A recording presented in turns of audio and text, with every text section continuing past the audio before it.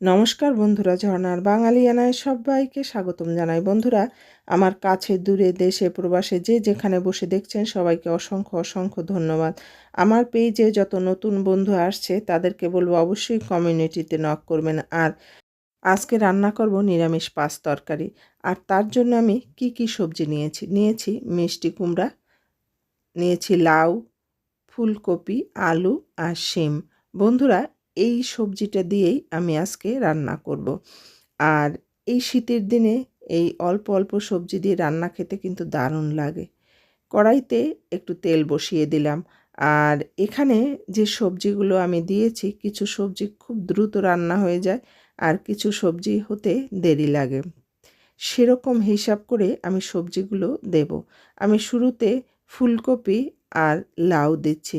বন্ধুরা, এটা একটু ভেজে নেব। আর শিমটা কিন্তু খুব দ্রুত সিদ্ধ হয়ে যায়, তাই শিমটা একটু পরে দিলেই ভালো হবে। আলুটুকু দিয়ে দিলাম। এবার দিয়ে দিচ্ছি মিষ্টি কুমড়া। নেড়ে চেড়ে এবার কিছুক্ষণ রান্না করব বন্ধুরা। আর দিয়ে দিলাম হলুদ বাটা। আমি আজকে হলুদ বাটা দিয়ে রান্না করব যাতে রঙটা খুব সুন্দর হয়।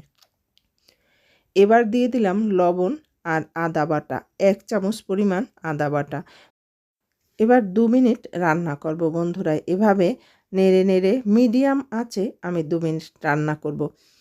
এরপর দিয়ে দেব শিম। বন্ধুরা, যখন একটু জল জল বের হবে তখন এর মধ্যে শিম দিয়ে দেব। এবার সম্পূর্ণ সবজিগুলোকে আমি ভালো করে নেড়েচেড়ে রান্না করব কিছুক্ষণ ধরে। বন্ধুরা, এভাবে নিরামিষ সবজি একটু নেড়েচেড়ে ভালো করে রান্না করলে কিন্তু সবজিটা খুব দ্রুত মজে যায় আর নরমও হয়ে যায়। এবার একটু ঢাকনা দিয়ে দিলাম।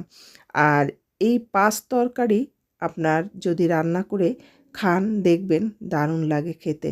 এবার দিয়ে দিলাম কাঁচামরিচ। বন্ধুরা, আমি এখানে বেশি ঝাল দেব না, কম ঝাল দিয়েই রান্না করব। তবে আপনারা যদি চান শুকনা মরিচের গুঁড়া দিয়েও করতে পারেন। তবে আমি যে হলুদ দিয়েছি সেই জন্য বাটা হলুদের রঙটা কিন্তু খুব ভালো আসে। আমি এভাবেই ঢাকনা দিয়ে দিয়ে এটা একটু কষায়ে নিয়ে নেব। বন্ধুরা, এই পর্যায়ে যে যেখানে বসে দেখছেন সবাইকে বলবো, যদি ভালো লেগে থাকে লাইক শেয়ার সাবস্ক্রাইব করতে ভুলবেন না।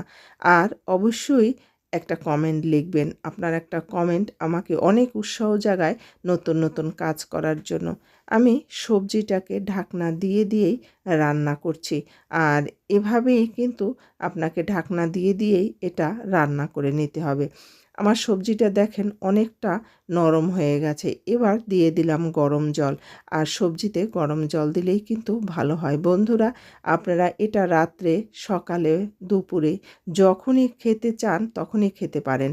আর রুটি দিয়ে বলেন, ভাত দিয়ে বলেন, নান রুটি দিয়ে বলেন, আপনি যা দিয়ে খাবেন তাতেই কিন্তু খুব টেস্ট হয়। এটা খুব দারুণ খেতে, খুব ভালো লাগে। বন্ধুরা, আমি আপনাদের সাথে খেয়ে শেয়ার করলাম।